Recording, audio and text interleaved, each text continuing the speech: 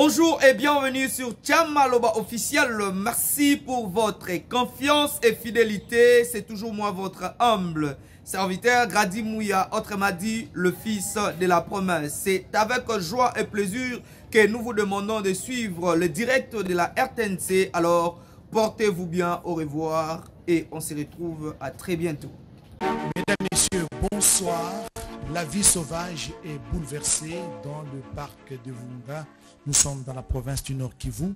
La faune et la flore subissent de plein fouet les conséquences des conflits armés, notamment de la guerre entre les mouvements terroristes du M23 et les forces armées de la République démocratique du Congo, les FARDC, braconnage, trafic de bois et charbon de bois, voire les trafics des bébés primates. Quel avenir pour l'écosystème congolais dans la partie orientale de la République démocratique du Congo?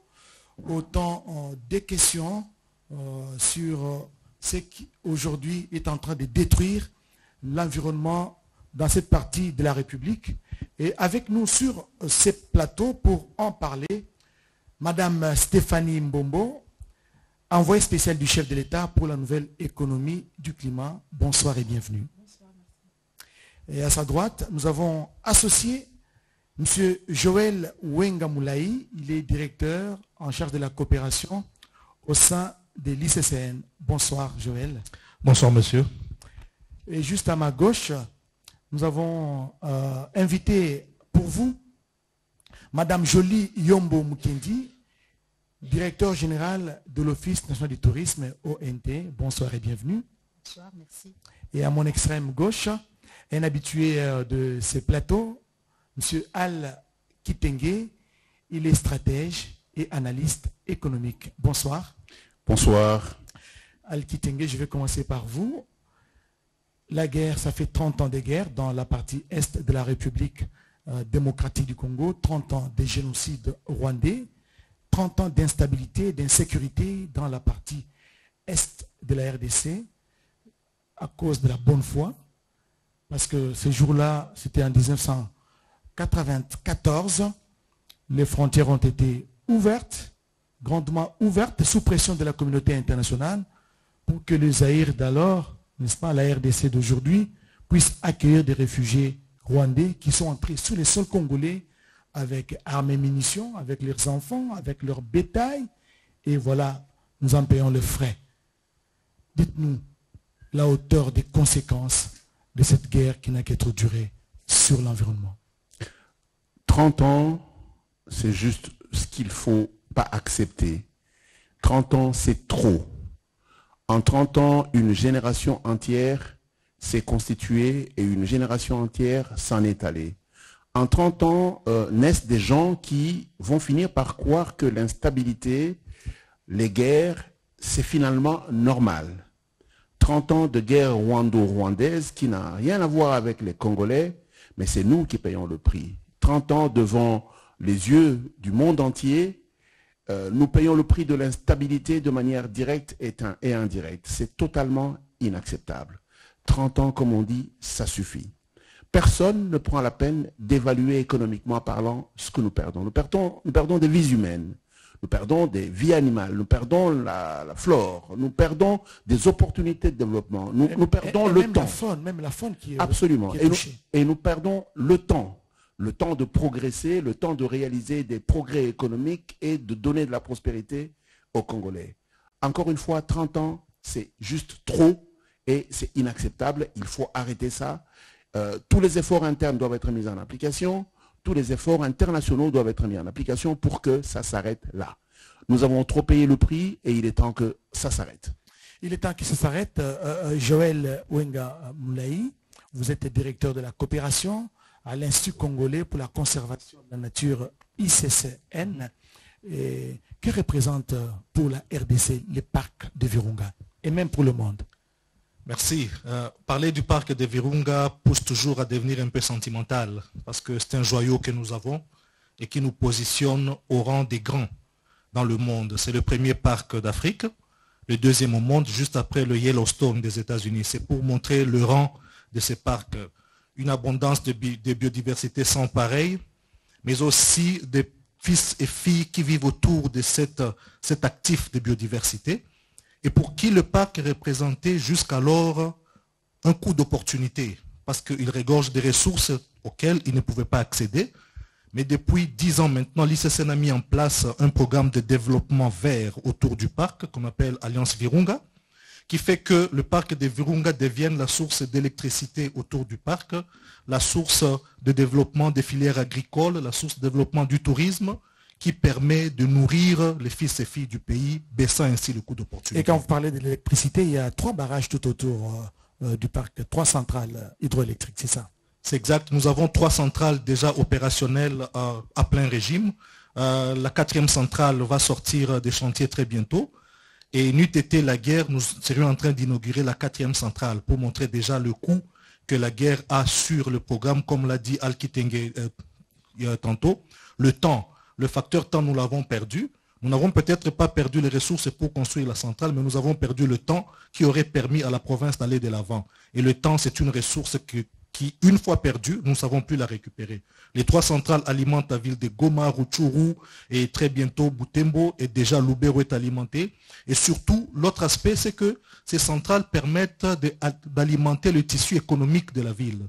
La province du Nord qui voit maintenant un tissu industriel qui permet de transformer les produits locaux. Nous avons du chocolat Virunga, nous avons du café qui est fabriqué au Virunga avec le label de Virunga. Nous avons la savonnerie et l'huilerie à Mutwanga. Nous avons beaucoup d'industries à Goma, les hôpitaux, toutes les infrastructures du secteur social qui sont raccordées gratuitement à l'électricité du Virunga comme don de l'État à la population. Mais j'ai appris dernièrement que le réseau électrique a été touché à cause de l'activisme de ces terroristes du M23 et ça a perturbé la fourniture de l'énergie électrique dans la ville de Goma. Effectivement, à 2 reprises, la ligne qui approvisionne la ville de Goma a été bombardée. Et Dieu merci, nos éléments se sont quand même déployés, prenant des risques immenses pour aller rétablir la ligne, parce que cette ligne alimente des hôpitaux et beaucoup de centres sociaux à Goma qui ne pouvaient pas tenir sans électricité. Vous savez, la ville de Goma est déjà meurtrie par les affres de la guerre. Si en plus de cela, l'activité économique venait à cesser à cause du manque d'électricité, la population risquerait de se retrouver comme sanctionnée 2 fois. Déjà en train de survivre à la guerre, si en plus devait manquer son pain, ça allait être grave. Mais les équipes ont rétabli l'électricité et nous espérons que la 2e fois, qui est déjà une fois de trop, sera la dernière sur nos lignes. Stéphanie Mombo, je pense que c'est ici l'occasion de saluer la bravoure des hommes en armes, des hommes des troupes de l'armée loyaliste qui est sur le front, n'est-ce pas, qui est en train de, non seulement de contenir, et en train de chasser, de pourchasser tous ces éléments de groupes armés, notamment de mouvements terroristes du M23. Vous êtes envoyé spécial du chef de l'État pour la nouvelle économie du climat. L'écosystème est menacé. L'environnement est touché. Et nous apprenons aujourd'hui que suite au crépitement, au bruit de bottes et même des balles, les gorilles de montagne sont en train de fuir et de traverser de l'autre côté. Qu'est-ce qu'il faut mettre en place comme politique pour que nous puissions conjurer une fois pour toutes cette barbarie au niveau du parc de Virunga? Merci beaucoup. La vision du chef de l'État, évidemment, c'est de faire peser l'économie verte sur l'économie de la guerre. Vous savez, la guerre, elle nous vient d'ailleurs, elle nous est imposée de façon cruelle, mais aussi la guerre a influencé beaucoup dans notre propre jeunesse et dans nos propres rangs. Et la seule façon vraiment de résister, d'être beaucoup plus résilient à cette guerre, c'est de ramener une économie verte à cette jeune-là. Comment? Par rapport au rôle que jouent même ces parcs Virunga dans le monde. Quand on appelle patrimoine mondial, parce que la séquestration de CO2 dans des parcs Virunga n'est pas seulement pour le bénéfice de la RDC, mais au bénéfice du monde entier. L'écosystème du Virunga contribue évidemment à cet équilibre mondial et qui nous aide à respirer avoir de l'oxygène. Mais ici, l'économie verte, c'est vraiment comment est-ce que nous pouvons capitaliser à travers d'abord la gouvernance forestière, la séquestration des CO2 et le transformer en crédit carbone pour que nous puissions mobiliser les fonds, développer la communauté tout autour et aussi également protéger la forêt, renforcer l'armée et renforcer la garde aussi des lycéennes parce que les gardes lycéennes, ils sont braves, mais généralement le mouvement, le rebelle armé, ils sont beaucoup plus armés que le garde. Ils sont la MONUSCO l'avait reconnu. La MONUSCO l'avait reconnu. Il y a nos gardes qui meurent tous les jours en protégeant les gorilles, en protégeant les arbres. C'est vraiment quelque chose qui est très pénible de constater ces morts et cela dure depuis 30 ans, comme vous venez de le dire. Si je comprends très bien, donc la lutte contre le réchauffement climatique constitue une aubaine pour la République démocratique du Congo qui se positionne comme deuxième massif forestier au monde. Absolument. En fait, l'économie du climat en soi, c'est faire de cette lutte non pas une sorte de fatalité où il y a toujours des interdictions à ne pas faire, mais ça vous ramène dans ce qu'on peut faire pour que nous puissions développer l'économie autrement. Il n'y a pas seulement le domaine de séquestration des CO2, il y a tout un domaine de l'économie circulaire, tout un domaine de transformation. Il y a aussi l'écotourisme. Je laisserai la DG en parler tout à l'heure. Mais nous avons là, franchement, une aubaine pour que nous puissions développer notre pays. Il y a encore le crédit biodiversité parce qu'aujourd'hui, on parle plus que de crédits carbone liés à la séquestration de CO2 au niveau des forêts ou les crédits carbone liés à l'évitement, le domaine de l'économie circulaire d'énergie renouvelable. Il y a aussi le crédit carbone lié à la biodiversité. Le nombre d'espèces d'animaux que vous avez vous donne une compensation financière par rapport à cela. Donc, réalisez que ça soit le braconnage que les rebelles utilisent de façon cruelle sur nos animaux est un manque à gagner au niveau de l'économie, au niveau de l'écosystème. Et aussi, le parc Virunga est réputé pour le bois rouge, qui est un bois qui coûte cher et qui fait aujourd'hui une sorte d'aubaine pour financer la guerre. Donc si nous travaillons avec nos partenaires qui ont récemment crié fort quand nous avions lancé l'appel d'offres de pétrole parce qu'on devait détruire les parcs, c'est maintenant le moment aussi de crier pour protéger ces parcs-là, protéger la forêt et la faune qui n'est pas seulement un patrimoine pour nous, mais un patrimoine pour l'humanité. Merci Stéphanie Mbombo. Je me dirige du côté de Madame Jolie Yombo Mukendi. Vous êtes directeur général de l'ICCN. Qu'est-ce que j'ai dit de l'ONT, Office national du tourisme, et le tourisme justement, ce secteur est beaucoup plus impacté par la guerre dans l'est du pays. Est-ce que c'est des bonnes guerres, donc c'est tout le sens de cette guerre d'usure qui se mène dans la partie est, parce qu'aujourd'hui votre secteur est touché, les gorilles traversent, n'est-ce pas? Tous les animaux qui sont la plupart du temps visités par des touristes sont en train de fuir, sont en train de laisser les parcs pour se diriger vers le pays voisin. Est-ce que vous sentez cet impact-là, vous en tant que directeur général de l'ONT? Oui, bien sûr, nous sentons cet impact, que ce soit sur l'économie, comme je le disais tout à l'heure, ou sur le domaine de l'emploi.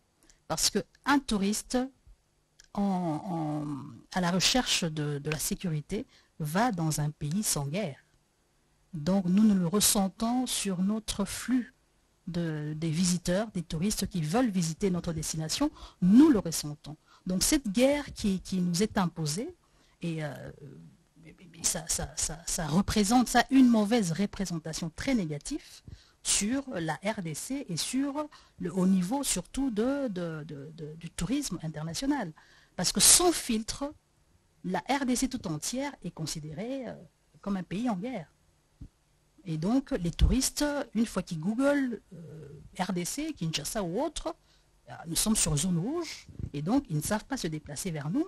Et vous avez parlé du parc de Virunga, les touristes qui veulent voir les gorilles de montagne, qui sont des gorilles de chez nous, de la RDC, donc ils vont les voir par le Rwanda, parce que de l'autre côté, le narratif, parce que c'est vous les journalistes, ce que vous dites, ce que vous voulez dire, c'est ce que nous, les internautes ou les téléspectateurs croient.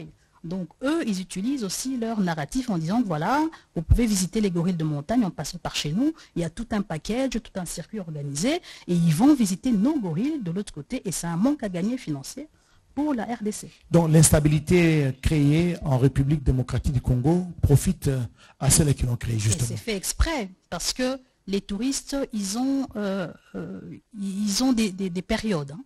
Ils ont des périodes pour organiser leur circuit et voir les gorilles. Tu peux un peu rapprocher le micro, oui. Voilà, oui, donc ils ont des périodes bien précises parce que les agences de tourisme ou autres font des packages en fonction des saisons.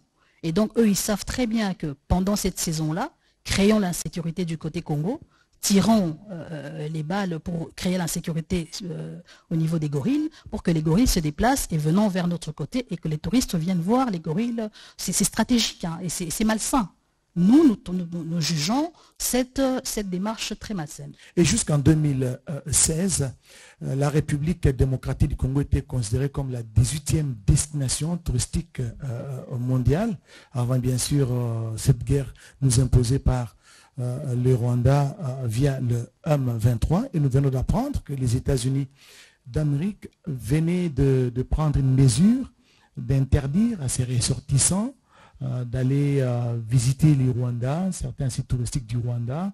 Et comment vous avez apprécié trouver cette mesure du pays de l'oncle? C'est très positif, hein, parce que vous le savez mieux que depuis que cette agression de la guerre rwandaise qui a commencé en 1994, il y a plusieurs pays qui ne se prononcent pas directement.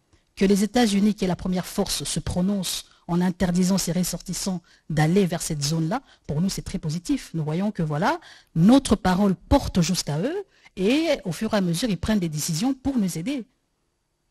Al-Kitenge, un commentaire par rapport à cette mesure des États-Unis? Je pense que les Américains sont frappés par quelque chose de très simple qui est lié au minerai de sang. Tout le monde sait très bien que la plupart d'entreprises qui achètent les minéraux qui arrivent au Rwanda par fraude, et je dis bien qui arrivent au Rwanda par fraude, et c'est pas moi qui le dis, c'est Kagame lui-même qui le dit. Il dit, c'est bien de dire que... Il a dit que le Rwanda c'est juste un lieu de transit. Hein? On ne parle pas de la destination finale, on s'attaque seulement au Rwanda. Et donc de plus en plus, le prestige des acheteurs commence à être affecté.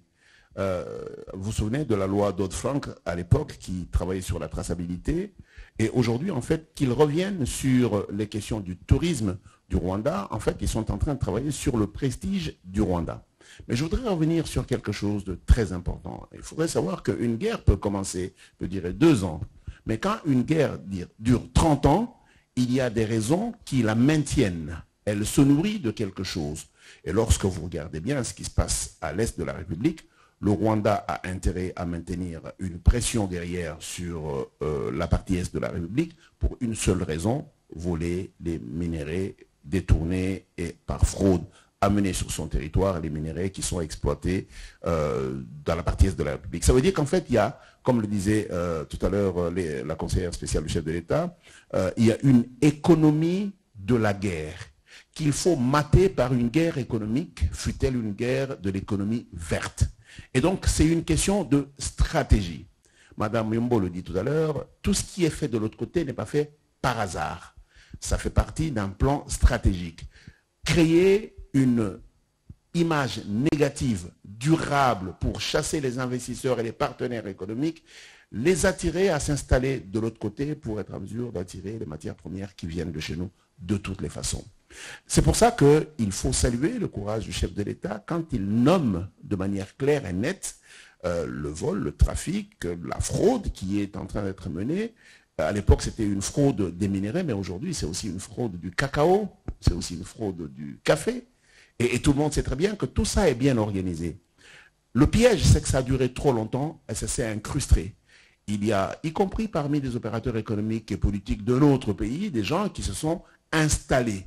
Et donc, le travail ici, comme le disait le collègue de l'ICCN, c'est de comment on fait pour être en mesure de déraciner cette gangrène qui s'est mise dans notre système. Et cette gangrène, elle est d'origine rwandaise et il faut ne pas se tromper dessus. 30 ans de déstabilisation, 30 ans d'effets néfastes et négatifs venus du Rwanda, ça en est trop. Il faut de toute façon payer le prix pour le stopper. Mais il y a de moins en moins de condamnations, Joël. Il y a de moins de condamnations, Joël Mwanga. Je n'arrive pas. Ça fait 30 ans de guerre dans l'est de la RDC. des enfants qui naissent sous le crépitement des balles. Il y a des enfants qui sont en rupture avec leur famille, ne savent pas où sont leurs parents parce que séparés de la mère, du père, du fait de la guerre. Mais il y a de moins en moins des voix qui s'élèvent pour condamner tout ce qui se passe dans le parc de Virunga, tout ce qui se passe sur l'écosystème congolais. C'est vrai, vous avez raison de le soulever. Et c'est une complicité, un silence coupable, complice? Je pense qu'à un moment, la communauté internationale a voulu miser sur le rapprochement entre les frères ennemis. C'est comme ça que la communauté internationale nous a accompagnés à mettre en place ce que nous appelons la collaboration transfrontalière du Grand Virunga. Pour dire que nous avons un massif, nous pouvons le gérer ensemble, établir des règles de partage des revenus touristiques ensemble, l'exploiter, le valoriser ensemble. Vous voyez, l'idée, le concept est valorisant, le concept est solide. Maintenant, dans la durée, comme l'a dit M. Alkitenge, dans la durée, 30 ans, ça fait trop. C'est comme ça qu'actuellement, des voix commencent à s'élever et nous espérons que ces voix vont continuer à s'élever. Pourquoi? L'objectif ici n'est pas de dresser le peuple congolais contre le peuple rwandais, non. L'objectif, c'est de dire que nous n'avons pas besoin qu'un peuple meure pour qu'un autre s'épanouisse. C'est ça juste l'objectif. Donc, dire que un génocide ne doit pas justifier un autre. Voilà, nous pouvons nous épanouir ensemble. Surtout que soit dit en passant, même s'il fallait faire payer le prix du génocide à quelqu'un, ce n'est sûrement pas au peuple congolais, qui n'a démontré que de l'hospitalité et de la compréhension et de la résilience et surtout de la retenue. Malgré 30 ans d'affres, le peuple congolais ne s'est jamais versé dans ces affres-là pour les reproduire à son tour. Donc je pense que nous sommes à une phase où nous avons besoin de comprendre que nous pouvons nous développer chacun de son côté, nous pouvons collaborer. C'est ça même le sens de toutes ces institutions d'intégration sous-régionale. Ça ne sert à rien d'avoir des intégrations sous-régionales, ça ne sert à rien de se dire des belles paroles la journée et puis se tuer la nuit. Ça ne sert à rien. Mais si nous valorisons ces institutions d'intégration sous-régionale pour que chaque pays puisse tirer profit de ses atouts en s'appuyant sur son voisin dans la fraternité et la coopération, nous allons tous nous développer. Le massif de Virunga peut porter le développement de la région des Grands Lacs, y compris même l'Afrique de l'Est. Le Kenya et la Tanzanie se développent essentiellement par le tourisme. Pourquoi pas nous? Stéphanie Mbombo, dans l'une de ses sorties médiatiques, le président de la République avait dit sans embâche que le problème dans cette guerre que la RDC est en train de connaître dans sa partie orientale, ce n'est pas le peuple rwandais, mais au contraire, c'est le gouvernement rwandais. C'est Paul Kagame. Il le cite ouvertement comme ça. Oui, c'est très bien parce que le président a toujours voulu faire une différence entre la population rwandaise et le régime de Kagame.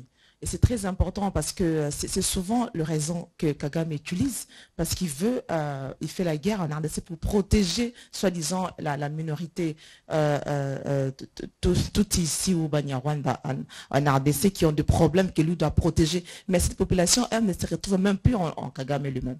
Alors nous devons faire une différence pour que nous ne puissions pas aller à la chasse à l'homme. Aussi comme on a connu à l'époque de Mosé Kabila où les Rwandais, nos voisins, nos frères, nos sœurs ont été brutalement brûlés vifs dans les rues de Kinshasa. Donc nous voulons vraiment faire la différence en cela et nous appelons en même temps à la population rwandaise aussi de leur dire que 30 ans ça suffit et qu'eux doivent aussi prendre la parole. Comme on dit en anglais, they have to speak up. Ils doivent parler pour dénoncer la guerre de leur régime en RDC. Nous sommes des voisins. Nous n'allons jamais déménager. Nous resterons voisins. Et nous devons savoir que nous avons la même population. Nous avons des frères et des mariages communs entre Goma, entre Kigali, entre Kinshasa qui ne vont jamais changer. Mais ce régime de leur président est en train de tout détruire. À un moment donné, il faut que le peuple qui est le centre même de notre gouvernance puisse parler pour dire est-ce que ce régime rwandais de 30 ans en RDC sur la guerre sert vraiment à la population rwandaise. Et ça fait de la population rwandaise une population hostile alors que nous ne devons normalement pas. Donc il y a là une réflexion que moi j'appellerais vraiment aux femmes, aux filles, surtout aux femmes du Rwanda, au Rwanda de s'élever contre ce régime qui fait la honte de notre C'est un exercice difficile, hein, surtout que nous sommes dans un régime pratiquement dictatorial. Il y aura bientôt les élections au mois de juillet au Rwanda et ça sera facile. Il y a le Rwanda de la diaspora, nous connaissons des Rwandais de la diaspora qui savent, qui sont dégoûtés de cette politique-là, et même au niveau interne, qui sont dégoûtés, qui n'arrivent pas à parler. Mais moi, je crois qu'ils peuvent utiliser encore une fois les voix des zones internationales pour parler, pour se sentir protégés et dénoncer le régime qui est en train d'être la honte pour notre région et pour notre continent. Madame Yombo, vous êtes DG, l'instant de l'ONT, c'est vrai, le parc de Virunga, qui est l'objet de beaucoup de curiosité de la part des touristes, est aujourd'hui menacé par la présence de M23, qui sont très actifs dans les parcs. Il y a les braconnages, il y a la coupe d'arbres et tout ce que vous connaissez. Mais il y a un autre aspect quand même qui se développe au niveau de la ville de Goma, c'est les booms immobiliers avec des hôtels 5 étoiles qui sont en train de sortir et des terres. Est-ce que c'est aussi une aubaine pour vous? Est-ce que ça représente quelque chose pour le tourisme? Parce que quand on dit Goma, avec la guerre qu'il y a dans les Rutshuru, on pense que c'est vraiment toute la province qui connaît ce problème. Et pourtant, il y a d'autres coins de la province, de la ville, qui sont fréquentables. Oui, bien évidemment. Nous considérons Goma comme la capitale touristique de la RDC. Et vous devez comprendre que le secteur du tourisme est porté par les hommes d'affaires, par les privés. Nous, en tant qu'organe technique du gouvernement, nous accompagnons les privés qui se développent dans le secteur du tourisme. Ça veut dire nous parlons des hôteliers, des restaurateurs, des personnes qui maintiennent peut-être des sites touristiques et autres. Donc le tourisme en soi, lorsque je parle d'économie, la guerre touche directement les hommes d'affaires, les privés. Donc nous avons parlé du monsieur qui a construit Serena Hotel à Goma. Effectivement, il y a des taxes qui reviennent au tourisme.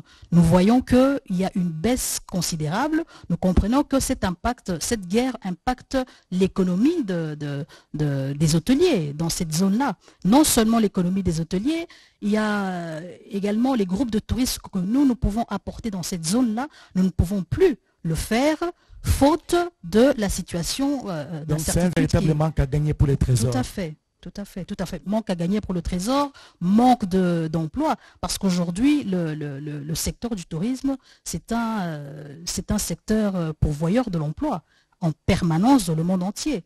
Donc, en maintenant cette insécurité à l'Est, nous empêchons les filles et fils dignes du pays de pouvoir bénéficier ou de pouvoir avoir des carrières décentes pour survenir aux besoins de leurs enfants. Parce que si, je vous donne l'exemple, l'Office national du tourisme aujourd'hui organise une descente ou une visite de 100 touristes venant de la Chine.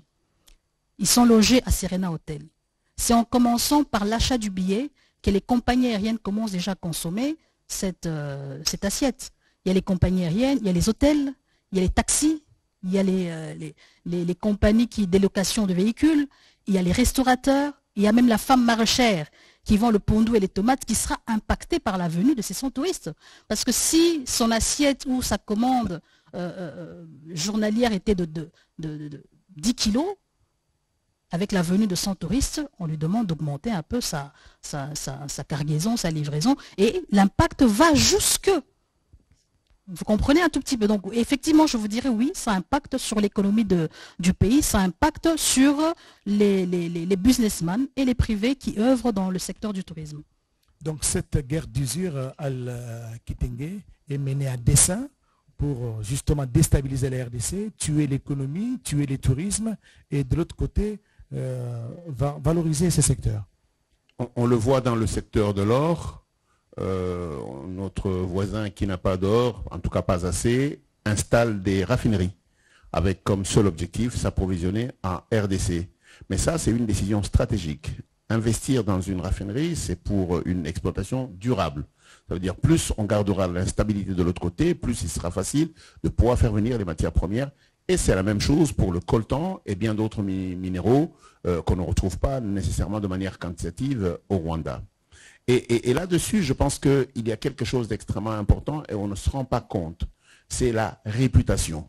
On génère une réputation négative à dessein sur la République démocratique du Congo, un pays qui va donner l'impression d'être ingouvernable et pousser à l'idée de l'usure sur la balkanisation. En fait, toute cette activité a un objectif dans le moyen et surtout dans le long terme. Et c'est pour ça qu'à un moment donné ou à un autre, il va falloir qu'on paye le prix. Je voudrais insister. Aujourd'hui, c'est près de 1,2 milliard de dollars que nous dépensons pour faire la guerre à l'Est. Avec la loi de la programmation. Exact. Imaginez un petit peu que nous ayons cet argent dans le développement. Ce pays va réellement bouger. Imaginez qu'on décide de mettre pour 10 ans 1,2 milliard de dollars chaque année dans cette partie de la République. Mais on la modernise, on en fait une partie du pays très économiquement viable et les effets sur le reste du pays vont être indiscutables.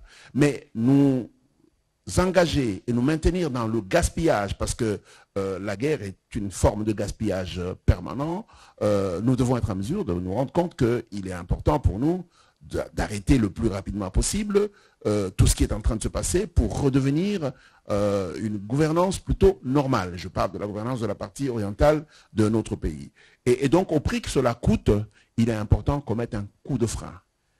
À la méthode la plus adaptée, il est important qu'on mette un frein à tout ce qui est en train de se passer à l'Est. Ça ne peut pas continuer. Et mettre un frein comment? C'est le changement justement des paradigmes que nous voulons. Mais le sens même de cette émission. Ah, absolument. Il y a plusieurs paradigmes. Le premier paradigme, c'est le plus mauvais des paradigmes, c'est la guerre. Mais si c'est la seule chose qu'il faut faire, à un moment donné, il faudra la faire contre le Rwanda. Deuxième paradigme, c'est de dire on décide d'investir 1,2 milliard de dollars dans les infrastructures et on donne ces marchés à des entreprises qui ont la capacité non seulement de faire des routes, mais d'assurer la sécurité. Je voudrais juste vous donner une illustration. Est-ce que vous avez déjà entendu dire qu'à Kibali Gold, on a tiré une moindre balle? Jamais. Est-ce que vous avez entendu dire que chez Tenke Fungurume, on a tiré la moindre balle? Jamais. Parce que les investisseurs investissent également dans la sécurité de leurs biens.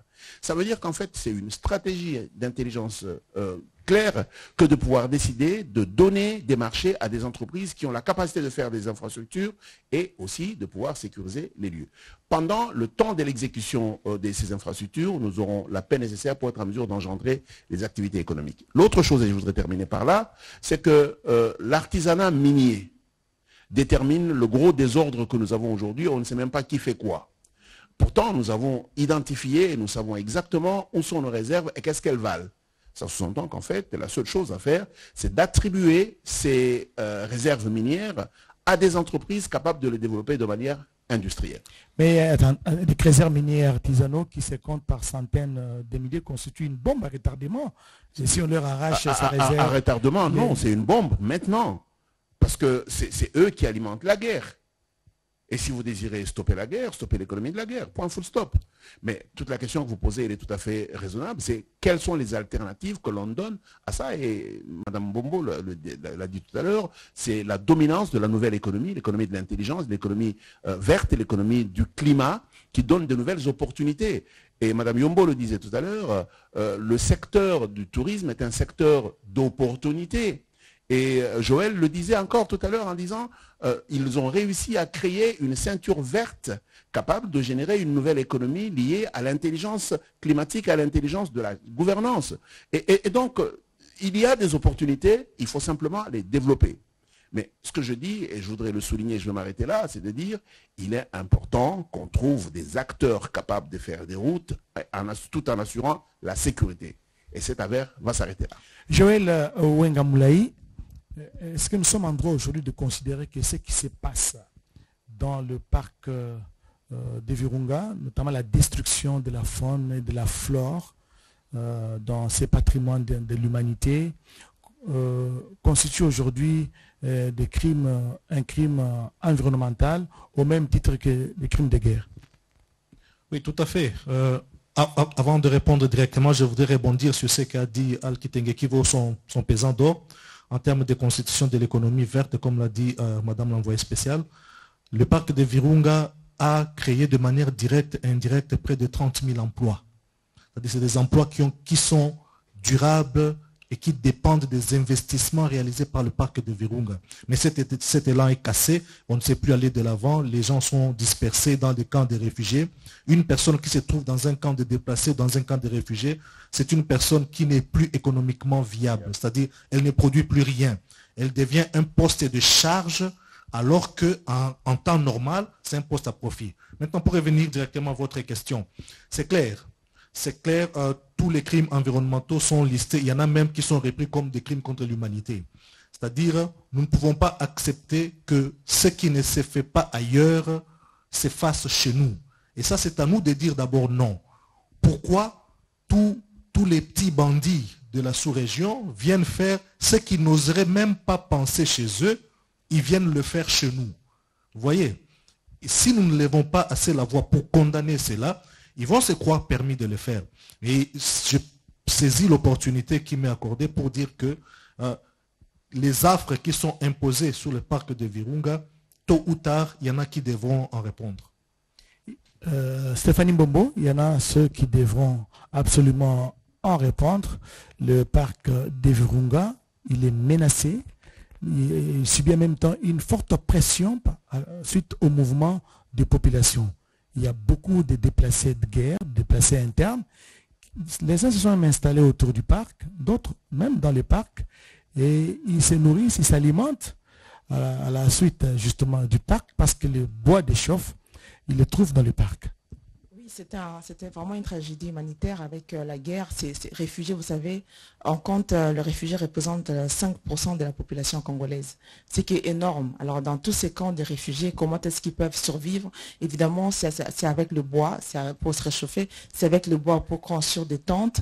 Et nous avons malheureusement, en RDC, nous perdons 500 000 hectares par an de nos forêts. Donc si nous ne stoppons pas cette guerre et si nous n'arrêtons pas ces mouvements des réfugiés et aussi nos habitudes de consommation locale, parce que la ville de Kinshasa qui compte environ 15 millions d'habitants, 90% cuit avec le charbon de bois. C'est qui est honteux en tant que Quinoise que je suis et envoyé spécial chef d'État pour la nouvelle économie du climat. Donc il y a des choses, il y a des attitudes que nous devons changer en promouvant la nouvelle économie du climat, l'énergie verte, une façon différente de cuire nos aliments pour que nous puissions protéger la forêt. Et ça va au niveau des réfugiés et même au niveau des householders. Mais j'aimerais, au niveau des familles, j'aimerais revenir à ce que M. Al Kitenge a mentionné qui est très important. Quand on dit 30 ans de guerre, ça suffit, ça nous concerne aussi nous. Comment est-ce que nous développons le soft power? Nous avons écouté comment est-ce qu'il a donné le chiffre, le budget qui va dans la guerre, qui est énorme, et qu'en même temps, nous ne capitalisons pas un budget aussi dans le terme des lobbies pour que nous allions parler là où ces minéraux stratégiques sont consommés à la fin. Qu'il y ait de l'argent qui soit affecté.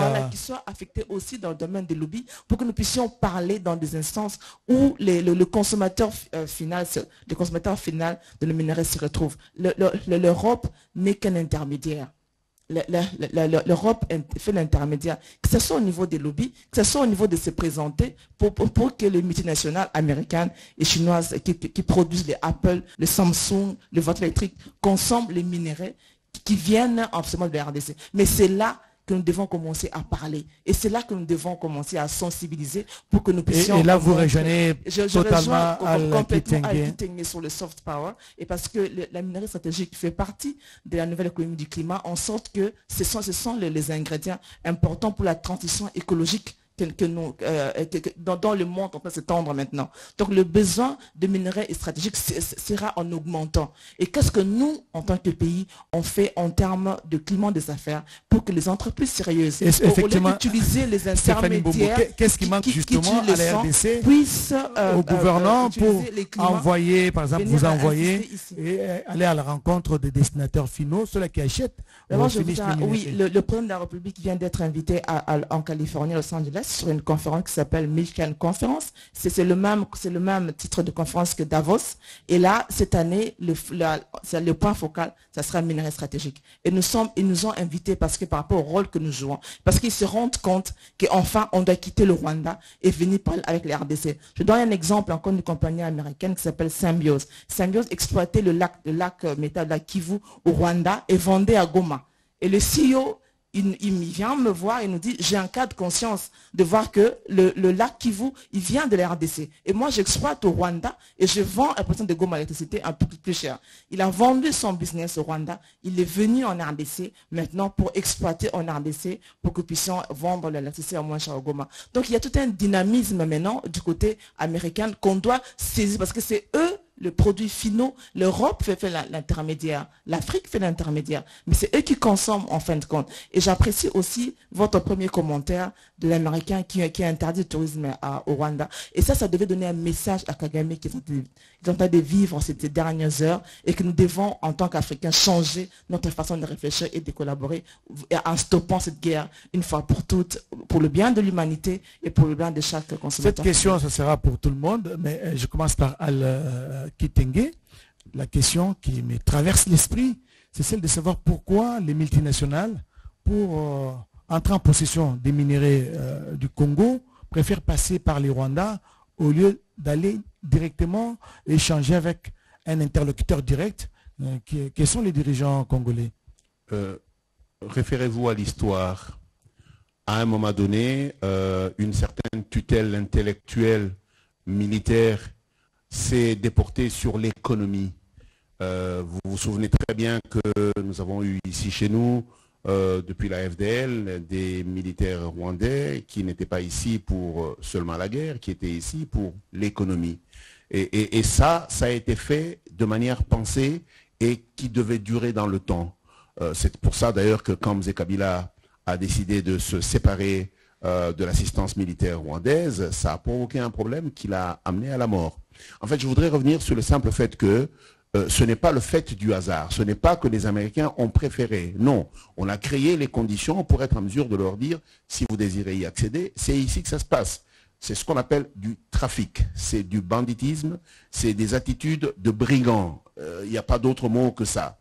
Et donc, tout ce qu'il faut faire, c'est de renverser la vapeur, en s'attaquant de manière frontale aux acheteurs finaux, en les dénonçant et en leur disant on peut toujours faire du business clairement ici. Mais vous savez, parmi les hommes d'affaires, il y a des hommes d'affaires éthiques, des gens qui respectent les règles, comme celui à qui a fait référence tout à l'heure Mme Bombo, mais il y a aussi beaucoup de voyous dans le business qui ne regardent que le bas de la ligne, c'est-à-dire les gains et l'argent. Et tant que le désordre y est, ils profiteront toujours. C'est pour ça qu'il faut stopper et être en mesure de ramener tout ça dans des conditions normales de respectabilité et d'exploitation. Mais je voudrais juste terminer en disant, si le Rwanda se calme, tout le corridor qui va jusqu'à Mombasa se calme et le business va se développer aussi bien pour nous, pour le Rwanda, que pour le Kenya et l'Ouganda. Mais c'est tout simplement ce qu'on appelle le court-termisme. Les gens regardent ce qu'ils gagnent aujourd'hui. Ils ne regardent pas ce qu'ils peuvent gagner globalement et de manière beaucoup plus évoluée. Et voilà plus ou moins ma réponse à votre question. Madame Jolie Yombo, qu'est-ce qu'il faut faire en termes de perspectives pour que les secteurs du tourisme soient florissants, non seulement dans l'est du pays, mais sur l'ensemble du territoire national?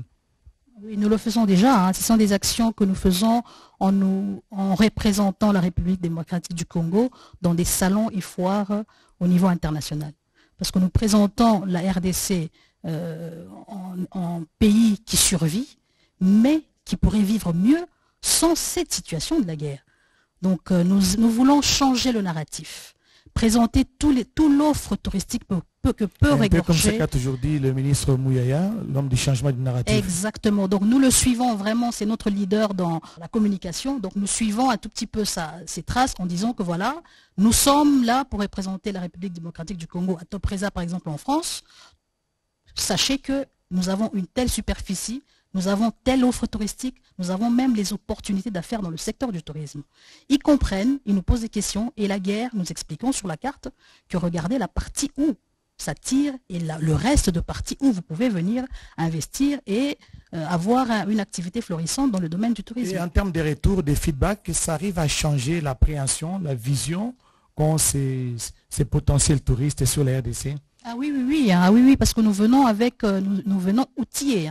Nous avons des études de faisabilité, nous présentons sur la carte déjà, parce qu'ils n'ont pas cette information. La plupart, ils se disent, comme je l'ai dit tout à l'heure, ils généralisent sans filtre.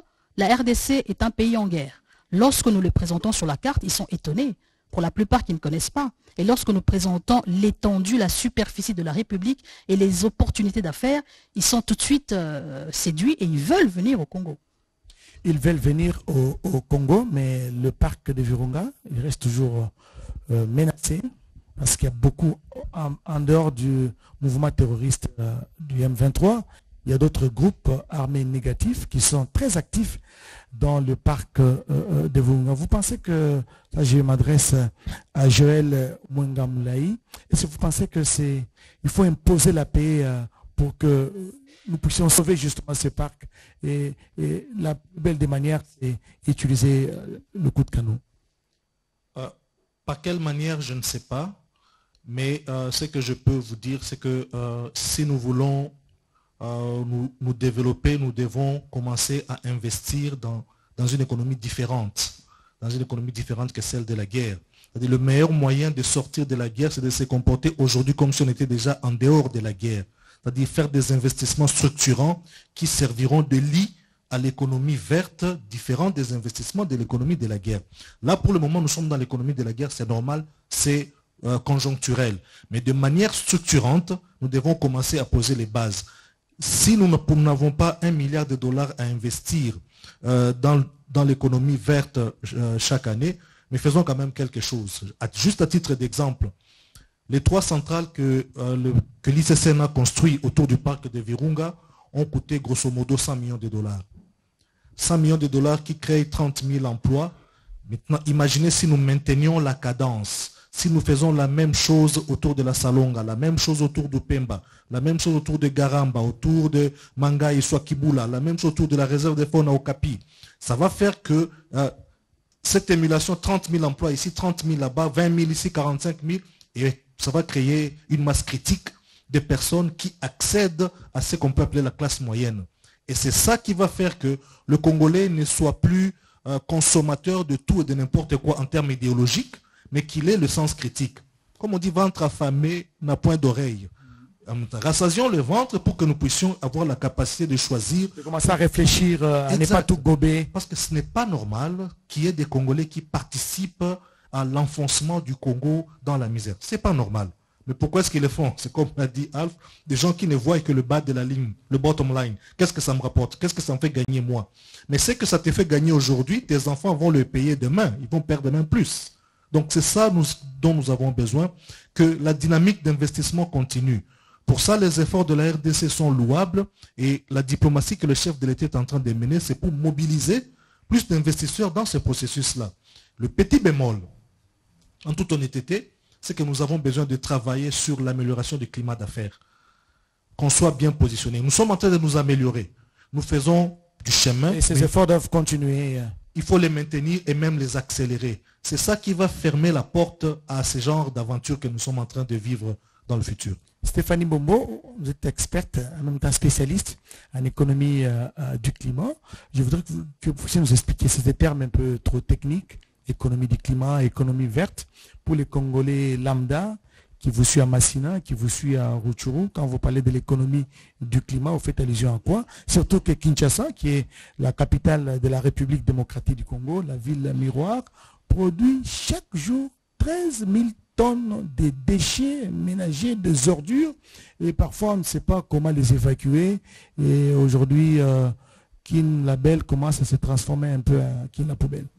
Merci beaucoup. L'économie du climat, comme je l'ai dit tout au départ, c'est simple. C'est simplement faire du changement climatique une opportunité d'affaires, de l'innovation, de création d'emplois. Et ce que ça soit dans la gouvernance forestière, séquestration de crédit carbone, qui peut se transformer, séquestration de CO2 qui peut se transformer en crédit carbone, mobiliser les fonds. Dans l'exemple à Maïndombe, 300 000 hectares de forêt a pu produire 100 millions de dollars par an en séquestration de crédit carbone et même plus. Donc nous sommes dans un domaine qui va rapporter plus que le cuivre, plus que les mines. moi, je me dis, donne toujours le challenge à ma hiérarchie pour dire que bientôt, vous n'allez plus vous occuper du secteur minier, vous venez tous s'installer dans l'environnement du climat parce que c'est ça qui est le secteur porteur de l'avenir de notre pays. Et l'économie du climat dans le domaine d'évitement, c'est-à-dire dans le domaine d'économie circulaire. Vous parlez des déchets. Ici, vous avez suivi le programme sous l'inspection chef de l'État. Le président a lancé le programme Congo propre, dont un entrepreneur a répondu sérieux, a répondu à cet appel, qui va bientôt ouvrir une usine de transformation de déchets en énergie renouvelable et en grains organiques. Je suis content d'avoir Al qui parle de produits démabellés, de produits bio, et voilà, ça sera une opportunité pour la RDC de délivrer à des entrepreneurs qui produisent localement des produits organiques, de matières, des engrais organiques pour produire. Cette usine, au départ, aura la capacité, avec un fonds de 165 millions de dollars de départ, de transformer 2000 tonnes de déchets par jour. La ville de Kinshasa en produit, d'après les informations avec le gouverneur de la ville de Kinshasa, 13 000 tonnes de déchets par jour. Donc, et l'usine va aller jusqu'à la capacité de 1,2 milliard de dollars qui va produire, qui aura la capacité de traiter 13 000 tonnes de déchets par jour. Et l'avantage que cette usine a, ça sera, le tri se fera à l'usine et non pas au niveau de la ville. Donc, c'est ici l'occasion que les Congolais qui peuvent se positionner dans le cas de ramassage de déchets, ça va créer de l'emploi. Mais nous savons qu'il y a un challenge aussi juridique de loi pour permettre à ce que ce secteur soit privatisé, pour que le privé, que ce ne soit pas sur le monopole de la ville, pour que le privé aussi se positionne dans le cadre de libéralisme économique dont je fais de cette école, le libéralisme économique, pour que le privé puisse ramasser les ordures et vendre à cette compagnie qui va s'installer. Nous estimons commencer les études dans les 3 prochains mois, finir les 3 prochains mois, finir les études et commencer l'usine proprement dite au mois de août et septembre. Je sens qu'il y a une guerre dans le système linguistique. Tantôt c'est l'anglais qui veut sortir, tantôt c'est les français. Parce que le domaine de l'économie du climat est très anglophone, mais je parle bien en français, donc ça va. Oui, et en lingala, même si vous voulez, je peux expliquer en lingala la nouvelle économie du climat. Madame Lumbo. La seule chose que je voudrais dire en cette fin d'émission, c'est que si vous n'avez pas votre propre stratégie, vous allez vivre dans la stratégie de l'autre. Et donc, il est important qu'on dépolitise cette question de la guerre de l'Est. Ce n'est pas qu'une question des politiques, c'est aussi une question des scientifiques. Il est important que nous ayons la capacité de mener des grandes réflexions, et ceci est un bourgeon, pour que nous soyons en mesure de regarder à 360 degrés comment nous faisons pour être en mesure d'assécher tout ce qui alimente cette guerre. Il y a des canaux diplomatiques, il y a des canaux économiques, mais il y a également des canaux de force légitime. Il est important que nous soyons en mesure de faire le blending nécessaire, le mix nécessaire pour être en mesure de rapidement, vraiment rapidement, stopper cette guerre, car elle n'a que trop tué, elle n'a que trop consommé notre temps, elle n'a que trop consommé notre argent, et elle a surtout consommé le mental de nos enfants. Et je pense qu'il est important que dans ce mandat que le chef de l'État commence, des réponses rapides soient données. Je lis Yombo Mukendi, votre dernier mot, parce que dans le secteur du tourisme n'est pas épargné. Il contribue efficacement au tissu économique de la RDC. Oui, par notre devoir de promouvoir le tourisme et le développement sur toute l'étendue, nous n'allons pas baisser les bras, nous n'allons pas non plus nous ériger en victimes. Nous allons par tous les moyens appropriés faire la promotion de notre destination, présenter l'offre touristique que nous avons, présenter les opportunités d'affaires par tous les moyens, comme par les salons, comme je l'ai dit. Nous n'allons pas baisser les bras et nous allons y aller à fond. Nous allons prendre Joël Wenga Moulaï. Peut-être que ce sera la dernière question, n'est-ce pas? Et puis nous allons terminer avec Stéphanie Mbombo. Pourquoi il n'y a pas une condamnation ferme de la part de la communauté internationale sur tout ce qui se passe? C'est vrai, il y a certains pays de manière isolée essaient de condamner, mais ils sont inactifs. Ils parlent, oui, la guerre est menée par le Rwanda via le M23, mais on ne sent pas de condamnation ferme au niveau de la communauté internationale. Et pourquoi cette attitude de la communauté internationale? Je pense que la région des Grands Lacs vit toujours sous les stigmas du remords face au génocide, cette cruauté qui s'est passée en 1994.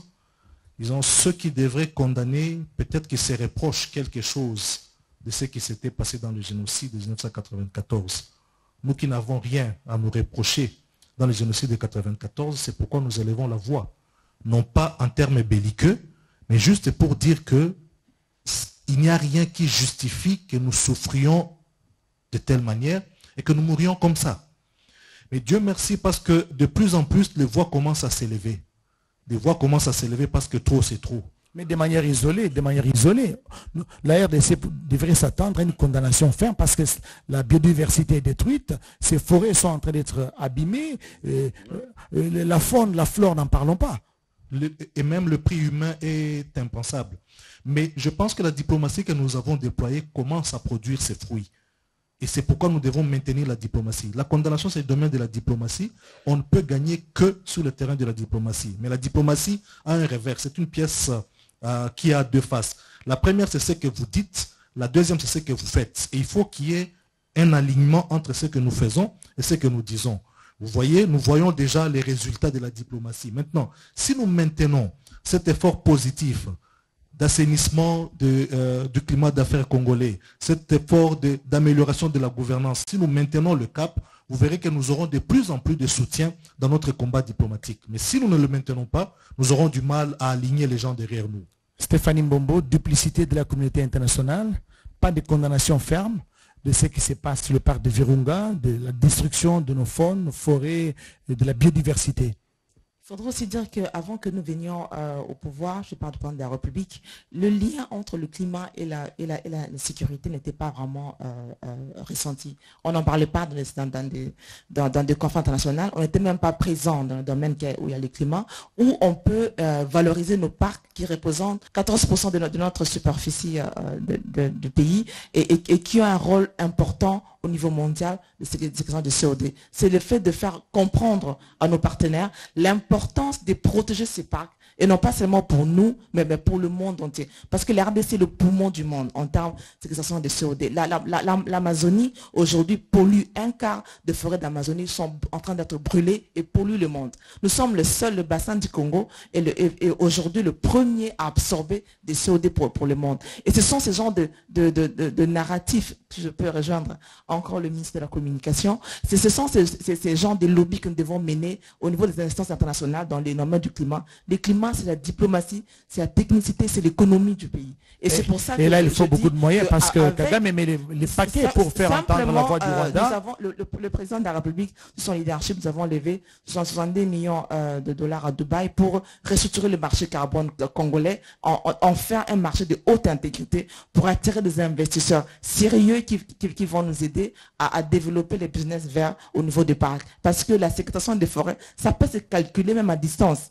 Parce qu'avec la nouvelle technologie, on peut calculer la séquestration par rapport aux satellites et aux drones qui pourront donner la valeur de séquestration, la valeur de CO2 et les convertir en crédit carbone et qui va mobiliser les recettes au niveau de l'État. Donc nous avons là des opportunités de vraiment faire peser l'économie vers, encore une fois, sur l'économie de la guerre, dans une stratégie globale du gouvernement pour que nous puissions gagner cette guerre, non pas seulement avec les armes, mais au niveau des soft power. Le soft power, c'est pénétrer vraiment les zones de confort de l'ennemi qui a jusqu'aujourd'hui a eu du succès grâce au soft power, là où il est entré. Et c'est là où nous sommes, c'est là où le plan de la République est pour essayer de changer les cartes, changer les donnes. Et cela se voit à travers la position américaine et aussi d'une manière indirecte la position européenne. Voilà, mesdames, messieurs, vous avez suivi l'argumentaire, les avis des uns et des autres, les analyses de tous ces intervenants à ces grands plateaux, 30 ans de guerre en République démocratique du Congo, plus précisément dans la partie est orientale du pays. Ça suffit, la RDC doit redécoller, il doit occuper sa place d'antan, un grand pays au cœur de l'Afrique. Il ne me reste qu'à dire sincèrement merci à tous nos invités, Al Kitenge, Madame Jolie Yombo, Stéphanie Mbombo et Joël Wenga Moulaï. Voilà, Wenga Moulaï. Voilà, merci donc à vous tous pour votre contribution, pour surtout cette réflexion à haute voix sur les conséquences néfastes de la guerre dans l'Est de la RDC, notamment avec un impact négatif sur l'environnement et l'écosystème. Merci de nous avoir suivis et à la prochaine.